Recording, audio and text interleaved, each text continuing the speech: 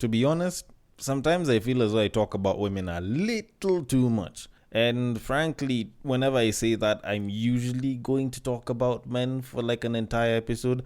Except that in this particular case, I am just going to talk about women for the entire episode. How to treat them, going on dates with them, and so on and so forth. But before I get into that, I want to address an article that has hurt me right down to my very core just by the caption. Now, the caption reads, and I quote, "Study finds that men who drive sports cars are more likely to have small penises." And thing is, why the hell do you have to come and hit me with that? When the hell did people actually think to themselves, you know what, let's compare dick sizes to sports cars? Does that mean that if you have a Bugatti, you have a smaller dick as opposed to if you have something like a Mazda MX-5 or some shit? Because honestly, I have questions about this shit. Because honestly, it makes absolutely no sense why it is someone would want to do a study just to figure out if people who drive sports cars have smaller penises. But you know what? Let me read the entire thing, then I can just give my full-on breakdown on it. So it says, and I quote, "A team of psychologists at University College London have found a link between men who drive fast sports cars and having smaller penises. They conducted a survey on 200 men aged between 18 and 74, and the results confirmed, quote-unquote, a casual psychological link between the two. The study said, and I quote, "In this experiment, we manipulated what men believed about their own penis size relative to others. We gave them false information stating that the average penis size was larger than it in fact is, reasoning that, on average, these males will feel that relatively and subjectively their own penis is smaller. We found that males, and males over 30 in particular, rated sports cars as more desirable when they were made to feel that they had a small penis." End quote. And end of story. Now, the way I'm looking at this, it actually has nothing to do with men actually having small penises. It just means that men who've been told they have small penises will desire sports cars. It doesn't necessarily mean that they're more likely to have them. That is correlation, not causation, I think. And the weird thing is, this shit feels so clickbaity now. Because I'm thinking to myself, if a guy over 30 is told he has a small dick and he's being asked if he desires sex or a sports car, getting the babe and getting to bang them is a lot of work. As opposed to getting a sports car, especially if you have the money for it, then just go ahead, you buy it, and provided it doesn't have any reliability issues, the number one biggest problem that you'll have with it is probably servicing and maybe changing a flat tire. Now imagine using all the other efforts that you'd have had just to try and woo a babe, and yet the moment you take your pants down, they're gonna look at your dick and suddenly have that quirky smile. I can totally get where they're at. And if anything, this study actually just shows how bad the porn industry has affected the current world as is, more so guys who are in their 20s. Because we clearly look at the idea of having a sports car and we're like, you know what, it's probably easier to pull a babe. Then you think about it, damn it, I have a small dick, what am I going to do? Then now you have to start thinking about stuff like mouth work and finding the clit and shit, which we're normally not supposed to do, at least so that women can continue complaining that we can't find that shit. Of which, speaking of women, I should probably get to this podcast because it is very women-centric, and I'd like to give it my own male-centric spin to it, so let me start by saying, welcome to Breaktime on Westside, your number one breaktime podcast, coming to you from Nairobi. Sorry. Welcome to Breaktime on Westside, your number one breaktime podcast, coming to you from Nairobi, Kenya. The man on the mic is a man who does not believe that size matters because it is not the size of the wave but the motion of the ocean. He's a man who still considers jumping to conclusions as a good form of cardio. It is none other than your tall, dark and mildly handsome man, Sir Denver B. The show is To Eat Street, the show where we take a deep dive into Twitter, pull up a couple of tweets and break them down a little bit. Now, as usual, if you know the drill, then you can repeat it after me. If you don't know the drill, it's okay, I'ma say it for you. And it essentially just relates to how it is that you can contribute to the making of this episode via sending in the different tweets that you see online. And it doesn't just have to be Twitter, because nowadays tweets are popping up everywhere. So it's a pretty simple drill, and it almost sounds like a song, and it goes like this. You see that tweet, you like that tweet, you want us to discuss that tweet, you send that tweet. You send it to the DMs of @BagakTheD, which happens to be my personal Twitter handle, and I will take it from there and I will handle it accordingly. On Facebook and on IG, if it happens to be a screenshot, a screen grab, a reel, or even part of a video or a carousel, then the place to send it to is at Break Time on my site on either Facebook or IG, and I will take it from that and I will handle it accordingly. Now, I do have quite a bit to talk about, and quite a bit of it does revolve around the women. But before I get into that, we do need to talk about dress code for a little bit. Now, there was a story of a dress code policy issue that happened in a university in Eldoret that I actually want us to look into, because I feel like it's one of those discussions that we probably should have that we don't want to have, mostly because it's one of those debates that we can never really pinpoint very well, especially when the babes are complaining about it, because I don't think guys usually have that dress code issue as much. Now, I happen to have a clip from a radio show clearly breaking it down, so I'm just gonna play that. So here it is. There's a university in Eldoret that has chased away students who are not following their new dressing protocol. Sometimes I look at how we live in this country and I wonder, where did we go wrong as a nation? That's a dress code surely kitu ya kunyima mtu education. And you see, the thing is, it's like you're trying to force university students to act like high school students, yet you know when they get out there and get into the world, they're going to be dressing however they want to. And we're supposed to be replicating, like, life, actual life, and how life is in universities. But sasa kama tuna make noise for university students, at this rate, some universities are just glorified. In as much as the clip cut off somewhere, I do think the term he was trying to use was glorified high schools. And to be very honest, I feel like the whole dress code thing is something that's spoken about, especially when you look at universities and campuses in Kenya. There's usually some sort of a dress code that's given. It's just that 9 times out of 10, most people don't really give a damn about it, because there's nothing much to really police people on, not unless if people are dressing in a very obscene manner, which doesn't normally happen, or unless if you're in a place like, say, USIU. Now, if you look at the whole talk on dress code, because people have had this whole dress code issue, what kind of dress code is good for the office, which one is good for just chilling with people. People will always talk about how some dress codes work well with others, and then there's people who feel like they're on top of the world and pretty much just wear a t-shirt and sweatpants to most places, which is how some guys will roll, and that's entirely up to them.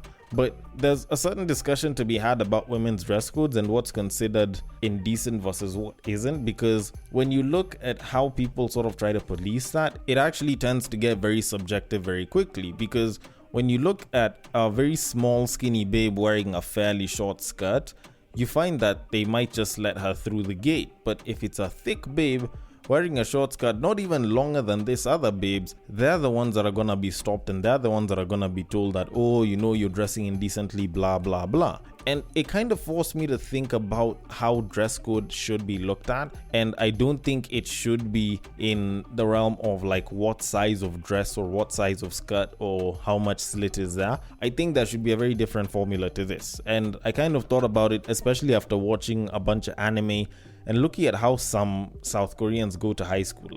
You look at the babes and they have short ass skirts. Them shits is a couple of inches from the vagina going down, not a couple of inches above the knee. And you kind of think about it, for them that's perfectly normal.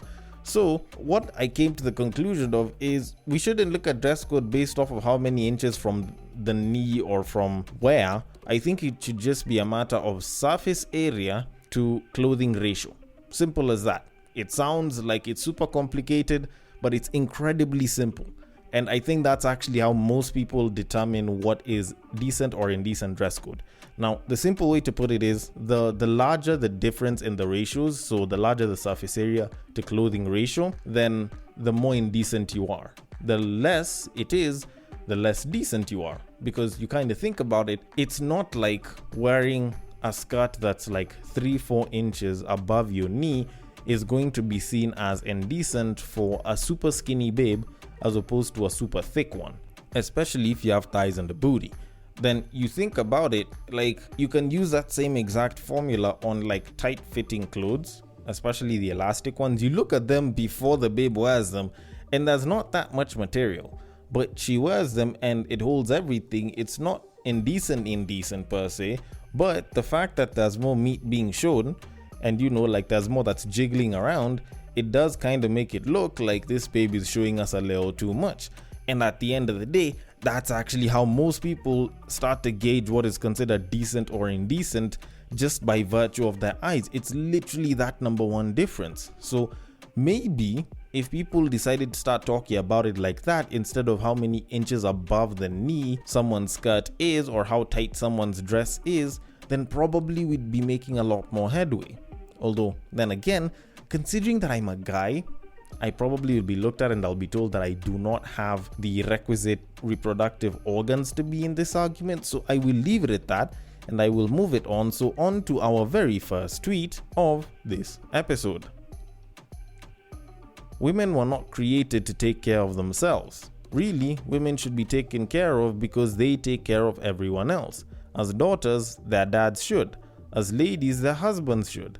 As older grandmas, their children should. There's a reason men were created stronger than women. I'm not talking about women who are lazy and are only trying to live off of men. A good woman will work and improve herself ordinarily and not just be billing men, but she would still love to be cared for because she was created for it. This is why the sugar daddy and baby girl model will not disappear. It represents a real need, though being immorally met. Provision for a woman is not limited to financial and material though. I pray for all the men reading this. May God give you the grace to provide for your wife, daughters, and mothers in Jesus' name. Amen. At least, I can finish it for dude.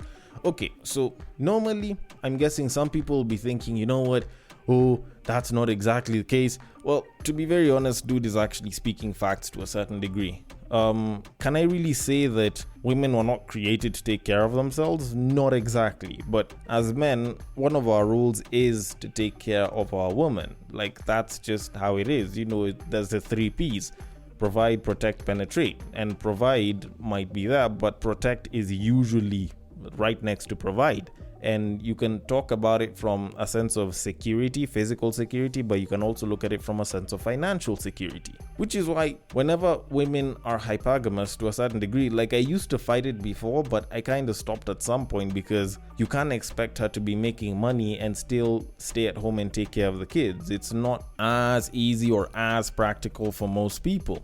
Which is why a lot of times when you find that a guy is being told, oh, you need to provide, you can kind of get where she's coming from, because at the end of the day, if shit gets tough on her end, she needs to be able to depend on you to protect her to a certain degree. But I don't want to dwell too much on that. I feel like the thing that kind of did seem a little bit off was when he was saying that this is why the sugar daddy and baby girl model will not disappear. And you can say that there is a real need that's met, but when you kind of look at it, is it really a real need that's being met? Because it's not that this girl is looking for protection of a certain kind from this older man. There's just the financial gain towards it. A lot of times you actually look at these babes, or at least you go and you pay attention to these babes. It's not like these babes are poor. It's not like they do not have means of their own. It's just that there's an older man that has way more that is willing to take care of her for some exchange of sexual favor of sorts. And that kind of makes a little bit more sense in that there's some sort of transactional business that's happening as opposed to representing a real need. I don't think this man needs to start taking care of anyone besides his wife and kids. Just the same way I don't think this babe needs to be taken care of by anyone that isn't her father or her boyfriend or her husband or any other person that isn't particularly close to her. But all in all, I do think that it is a little bit interesting that someone would lead with this and would think that it would still work. Like, no word of a lie, 90% of everything that's been said there is completely true. I just don't like the whole sugar daddy and baby girl type story being highlighted as a need of sorts. Although, then again, I might be wrong about that, but I will leave it as is and I will move it on. So on to our very next tweet of this episode. Dating a woman after 30 is miserable. It's just a job interview. What do you do for a living? Where do you live? Do you rent or own? What kind of car do you drive? etc. These women want to qualify you materialistically to see if you can be their retirement plan. Can I really call it a retirement plan thing? Okay, maybe for some. maybe for some as opposed to others. A lot of the ones that I've interacted with aren't particularly lacking in terms of finances, so I wouldn't really think that they would look at you as a retirement plan of sorts. Hell, they've probably planned their retirement plan like 2-3 times over in some cases. But I do think that the whole interview thing is particularly true. But at the same time, if you think about it as an interview, even for you as a guy, you're technically interviewing the babe. It's just that for us as guys, our interview season, our interview period isn't one date or a couple of dates. It's an entire bunch of interactions that just starts from the first date or the first interaction moving forward as you get closer and closer and as I reveal more and more to you. Although, even though you can't say that on both ends it's an interview, what I can admit is I wouldn't be surprised if a 30 plus babe is being a lot more direct with a lot of these questions. Like, I can understand why they do that because, it eliminates a lot of the time wasting that you could have been doing when you're in your 20s because you're in your 20s, and it just kind of cuts to the chase. And it does kind of make it easier for them to kind of root out the red flags and sort of move on. The problem is when it just seems like you're doing that, it just looks as though you're going on a date with this guy so that you can just check off a bunch of boxes and see if the guy actually fits, which we can admit for a fact that those boxes don't entirely carry as much importance, or at least quite a number of the superficial ones aren't even all that important. Because I can get a question like, what do you do for a living, kind of making sense, because maybe she wants to establish if you make more than her or if you earn well, just as a baseline, instead of straight up asking you how much money do you make, which I can sort of understand. But at the same time, you can be a plumber that makes quite a good amount of money, and you can be a manager that has shit financial skills, so you're always living paycheck to paycheck or you're always within debt. So I can't particularly say that it's the most accurate one, but in terms of goals, it does kind of try to fulfill what it is supposed to do.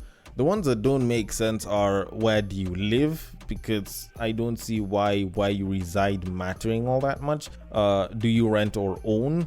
I think that one is a little bit too personal because it's almost like asking me about my asset class, which isn't too far from what it is that I earn. And others, like what kind of car do you drive? Like, when the hell did it suddenly become important what car a guy drove? Like, you move through most places via Uber. At least a lot of babes do. Why the hell does the kind of car that he drives suddenly make a difference? Yes, there's the whole status thing, but you must recognize that just because someone's driving an old beaten up car doesn't particularly mean that they don't have money though. And this is why I can understand what this guy means when he's saying that they're trying to qualify you materialistically.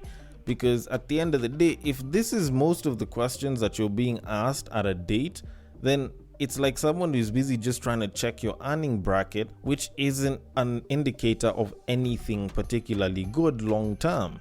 Like, it just shows that this guy makes good money. It doesn't necessarily mean that he's great with his finances or he's going to be someone that you can consider to be quote unquote financially stable, which is like one of so many different things that women should be looking for when they go out on a date with a man. And I'm sure I would love to get into all of those things, but I will leave it at that because of time, and I will move it on. So on to our very next tweet of this episode. Having sex while the lights are still on is the most embarrassing thing ever. Fight me. Please switch off the lights. I don't know, maybe it's just me that feels this way, but actually, you know what, fuck this shit, this one ain't just me. I feel like it's mostly just this babe and a couple of other people. Like, how the fuck do you not want to fuck with the lights on? Like, do you not want to see the people that you're banging? Are they that ugly? Like, I find it a little bit hard to understand. Although, I also do need to piece the people that like the lights off with the people that like shagging with a certain colored light bulb in the same exact WhatsApp group, because both of those people are weird as fuck. Like, it does not make sense to me why it is that you would like to shag with a red light on. Like, is it that you're trying to bring the hoe out in her because, red light district type shit? Or is it that, the silhouette kind of makes her look better?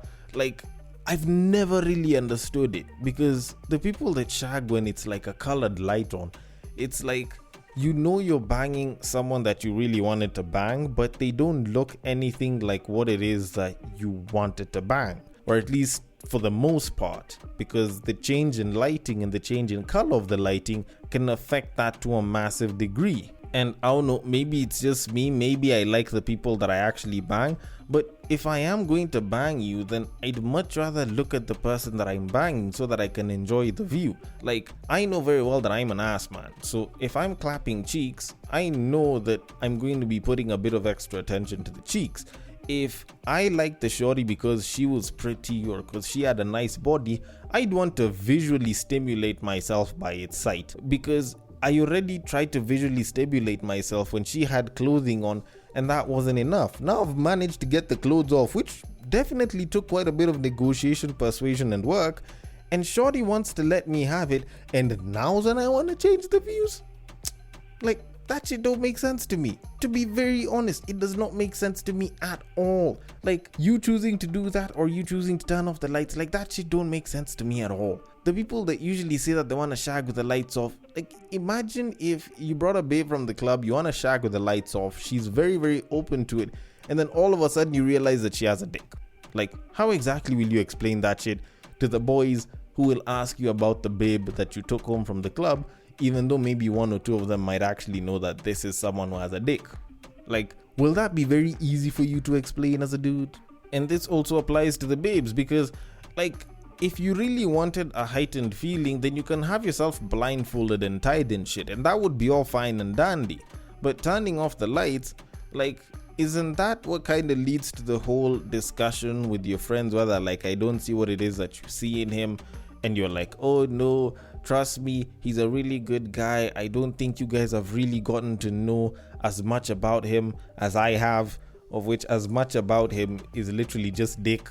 Like, they look at him and they see an ugly looking nigga. You look at him and you just remember that there was dick that was involved. Either way, I'm not of this idea. Like, if you are the type of person that would like to shag ugly people, then fine. Probably this tweet does appeal to you quite a bit.